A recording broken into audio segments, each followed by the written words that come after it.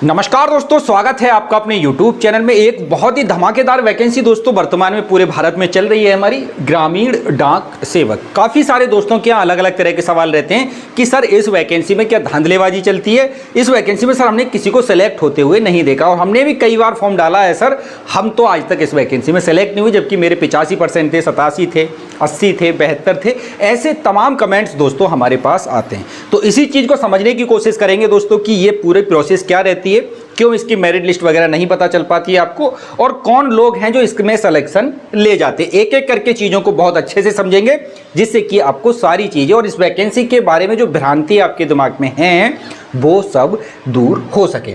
तो यहाँ पे दोस्तों जो कुल पद निकाले गए हैं वो 38,926 मात्र पद निकाले गए हैं।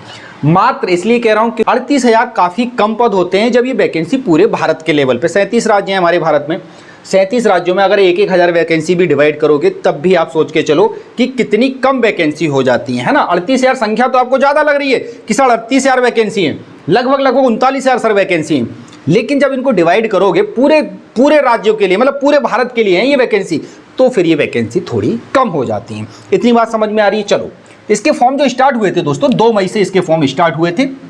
लास्ट डेट इसकी जो थी वो 5 जून है अभी, यानी कि फॉर्म चल रहे हैं 5 जून तक। जिन दोस्तों ने फॉर्म कंप्लीट नहीं किया है करा दें, पहले इस वीडियो को पूरा देख लें, उसके बाद आप अपना फॉर्म भरें। अगर हम योग्यता की बात करें तो 10th पास मांगा, किसी भी बोर्ड से, किसी भी स्ट्रीम में आप 10th पास हैं, आर्ट साइड से, साइंस साइड से, होम साइंस से, किसी से भी आप पास हैं हाई स्कूल, तो इस वैकेंसी के लिए फॉर्म डाल सकते हैं। महिला या पुरुष दोनों में से कोई भी डाल सकता है। 10th पास के अलावा दोस्तों आपको अपनी लोकल लैंग्वेज आनी चाहिए। लोकल लैंग्वेज अर्थात जो क्षेत्रीय भाषा होती है, मान के चलो आप उत्तर प्रदेश से अगर फॉर्म डाल रहे हैं तो आपको हिंदी आनी चाहिए। अगर आप केरल से फॉर्म को डाल रहे हैं तो आपसे मलयालम आनी चाहिए, क्योंकि आपको वहां पर जो पोस्ट ऑफिस में काम करना है, क्षेत्रीय अपने क्षेत्र में ही रह के काम करना है, तो लोकल लैंग्वेज को समझना आपके लिए बहुत जरूरी है। साथ ही साथ इसमें यह कहा जा रहा है कि आपको वाई साइकिल यानी कि साइकिल आपको चलानी आनी चाहिए, जो कि बहुत कॉमन बात है, इसको सभी फुलफिल करते हैं। तो ये 2-3 तरह की कंडीशन दोस्तों इसमें लागू हो जाती हैं। उम्र की अगर हम बात करें तो यहाँ पे 18 से 40 साल प्लस 3 साल की छूट यहाँ पे जो रिजर्व कैटेगरी है उनके लिए देखी जा सकती है। तो 43 साल तक भी SC ST और महिलाएं डाल सकती है, कोई दिक्कत नहीं है।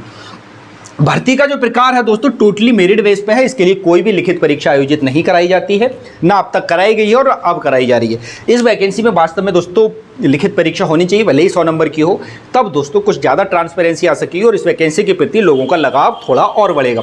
मेरिट का अब थोड़ा सा चक्कर समझते हैं कि सर ये मेरिट बनती कैसे है और कौन लोग हैं जो इसमें सिलेक्शन ले जाते हैं और हम आज तक इसमें सेलेक्ट नहीं हुए। मेरिट कैसे बनती है, काफ़ी सारे दोस्त अक्सर ये कमेंट्स पूछते रहते हैं, कितने प्रतिशत वालों का इसमें सिलेक्शन होता है सर, इस भर्ती में धांधलेबाजी होती है। बहुत सारे दोस्त ऐसे आरोप लगाते हैं सर कुछ नहीं है, सब धांधलेबाजी होती है। धांधलेबाजी से भी नहीं नकारा जा सकता है, क्योंकि जब UPSI में लोग सेंध लगा सकते हैं, SSC CGL SSC 10+2 में सेंध लगाई जा सकती है, तो ये वैकेंसी उसके सामने बहुत छोटी है।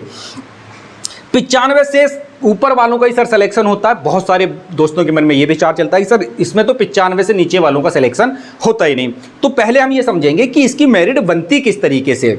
जब आप इसका फॉर्म भरने जाएंगे और आप कुछ सिलेक्ट करेंगे कि सर मुझे इस प्रदेश के इस डिस्ट्रिक्ट में फॉर्म फिल करना है, ठीक है, आपके पास कई सारी चॉइस हैं, आप एक साथ कई सारे पोस्ट ऑफिस के लिए आवेदन दे सकते हैं। मान के चलिए कि आपने कोई डिस्ट्रिक्ट सेलेक्ट कर लिया, कोई भी डिस्ट्रिक्ट आपने सोचा कि सर मुझे इस डिस्ट्रिक्ट से बनना, तो उस डिस्ट्रिक्ट में जितने भी आपके पोस्ट ऑफिस होंगे वो सब आ जाएंगे कि यहाँ इतनी वैकेंसी खाली है। मान के चलो ये वाला पोस्ट ऑफिस है, यहाँ पे 2 हैं, यहाँ पे 1 है, यहाँ पे 0 है, यहाँ पे 3 वैकेंसी है, इस तरीके से आपके सामने शो कर देगा। अब आपने इस डिस्ट्रिक्ट के लिए फॉर्म फिल कर दिया है। अब यहाँ पे मान के चलो कि टोटल वैकेंसी सर 6 थी इस वाले डिस्ट्रिक्ट में, इन पोस्ट ऑफिस में टोटल वैकेंसी की संख्या 6 थी और यहाँ पे सर 200 लड़कों ने फॉर्म फिल किया था। कितने लड़कों ने फॉर्म फिल किया था? 200 लड़कों ने।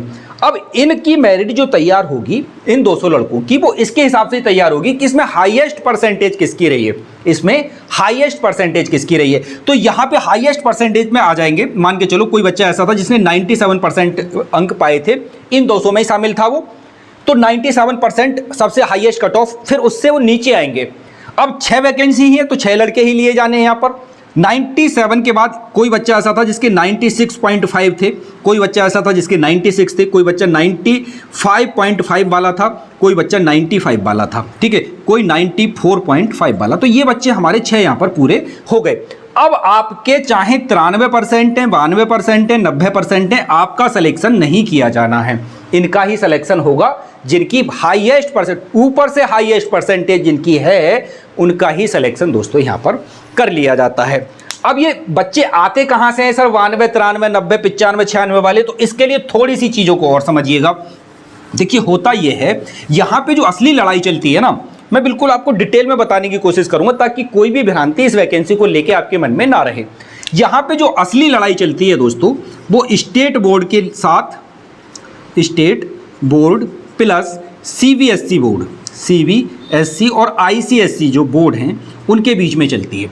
अब ये जो दोनों बोर्ड है दोस्तों सेंट्रल बोर्ड हैं, ये वाले जो दोनों बोर्ड हैं, यहाँ ग्रेडिंग व्यवस्था लागू होती है, यहाँ पे ग्रेडिंग व्यवस्था है। और यहाँ पे जो हमारी जो स्टेट बोर्ड है, जैसे यूपी बोर्ड है एक स्टेट बोर्ड है, मध्य प्रदेश बोर्ड एक स्टेट बोर्ड है, उत्तराखंड बोर्ड एक स्टेट बोर्ड है। तो स्टेट बोर्ड में दोस्तों परसेंटेज को वरीयता उतनी ज़्यादा नहीं दी जाती है, मतलब समझ लो यहाँ बच्चों की परसेंटेज उतनी नहीं आती है जितनी परसेंटेज ग्रेडिंग के आधार पर ये लोग ले जाते हैं। ठीक है, अब इनकी परसेंटेज 70% से अगर कोई बच्चा हाई स्कूल में पास हो रहा है सीबीएसई आईसीएसई वाला, तो उसको कुछ नहीं समझा जाता, समझा जाता है बस ऐसे ही बहुत कम नंबर से ये बच्चा पास हुआ है। यहाँ जब तक 90 प्लस नंबर नहीं आते किसी बच्चे के, तब तक उसको एक अच्छा स्टूडेंट समझा ही नहीं जाता सीबीएसई बोर्ड में। और कम से कम जो सीबीएसई आईसीएसई बोर्ड से पढ़ाई कर रहे हैं 70% लड़के ऐसे रहते हैं जो 90, 85 प्लस पे चलते हैं। ठीक है ना, बहुत कम बच्चे ऐसे हैं 70, 75, 80, 85 इस तरीके के रहते हैं। अब असली लड़ाई आप समझ रहे हैं कहाँ हो रही है। ये बच्चा क्या है कि इसके 75% नंबर अगर आ गए तो ये पूरे स्कूल में टॉप कर गया। ठीक है, अगर 80% आ गए तो हो सकता है तहसील टॉप कर जाए, है ना। अगर इसके 85 या 90% आ गए तो ये मान के चलो पूरा उत्तर प्रदेश ही टॉप कर जाता है, ऐसा आपने देखा भी होगा। ठीक है ना, 75% हमारे बहुत बड़ा परसेंटेज समझा जाता है, और किसी बच्चे के 80% अगर आ गए हैं तो हम समझते हैं कि बहुत बढ़िया नंबर है, अब ये तो किसी भी कट ऑफ के लिए आराम से पार कर लेगा। लेकिन जब इस फॉर्म को डालने की बारी आती है तो ये परसेंटेज बहुत छोटी महसूस होने लगती है और आप लोगों का नंबर नहीं आता है। तब आप कहते हैं सर इस वैकेंसी में सिलेक्शन वैलेक्शन तो कुछ होता नहीं है। 2-3 बार तो फॉर्म हमने डाल के देख लिया। अब सिलेक्शन जो हो गया वो 95-90 वाले का हो गया, तो वो ऐसा तो है नहीं कि कोई यूट्यूबर है यूट्यूब पे आके बताएगा कि मेरा सिलेक्शन जीडीएस में हो गया है पोस्ट ऑफिस के लिए। इन लोगों के पास सीधा कॉल चला जाता है, सेलेक्ट हो जाते हैं, मैसेज चला जाता है कि आप सेलेक्ट कर लिए गए, कॉल द्वारा बता दिया जाता है आप डॉक्यूमेंट वेरिफिकेशन कराने के लिए आ जाइए और अपनी ज्वाइनिंग लेके अपने घर जाइए, कल से ड्यूटी को ज्वाइन करिए। ये प्रोसेस इसमें चलता है। आपको बस इतना ही पता चलता है कि वैकेंसी तो आई सर, लेकिन कब इसका रिजल्ट आया, कब क्या हुआ सर, ये कुछ हमें पता नहीं चल पाता है। तो भैया बात यह है कि ये बड़े इंटरनली ढंग से वैकेंसी को कंप्लीट कर लिया जाता है। जो लोग सेलेक्ट हो जाते हैं उनको पर्सनली बुला लिया जाता है और बाकी फिर किसी को कोई सूचना नहीं दी जाती है। तो आपको ऐसा लगता रहता है कि सर कोई वैकेंसी में फॉर्म डालने का फायदा नहीं। अब सवाल यह है सर कि इस वैकेंसी में फॉर्म डाला जाए या नहीं डाला जाए। तो सबसे पहले आप ये डिसाइड करिए कि आपको फॉर्म भरना किस डिस्ट्रिक्ट से है, मतलब आप कहां से भरना चाह रहे हैं, किस प्रदेश से भरना चाह रहे हैं। ठीक है, उसके अलावा कोई भी पोस्ट ऑफिस कम से कम 3-4 आप अपनी वरीयता में ले लीजिए कि यहां हो सकता है कि कम फॉर्म डाले जाएं, आपको ऐसा लगे। ठीक है, जो आपका विवेक कहे आप अपना फॉर्म डाल दीजिए। मान के चलिए कोई आपने ऐसे पोस्ट ऑफिस सेलेक्ट किए जहां पे 20 वैकेंसी ही थी। ठीक है ना, 20 वैकेंसी थी, 20 वैकेंसी मान के चलो कि यहाँ पे 200 लड़के 300 लड़के आवेदन कर रहे हैं। ठीक है, अब मान के चलो जो हाईएस्ट परसेंटेज वाला अगर इनको नहीं मिलेगा तो थोड़ा और नीचे, मतलब ये सबसे हाईएस्ट परसेंटेज को ही पकड़ेंगे इन 300 में से। ठीक है, अब मान के चलो इनको 85 वाला हाईएस्ट परसेंटेज मिल गया, जिसके 85% थे। उससे नीचे 85 के बाद फिर जो बच्चा मिला इनको वो 83 वाला मिला। उसके नीचे इनको एक बच्चा मिला जिसके सिर्फ 79 थे, क्योंकि इनको तो 20 बच्चे सेलेक्ट करने हैं ना।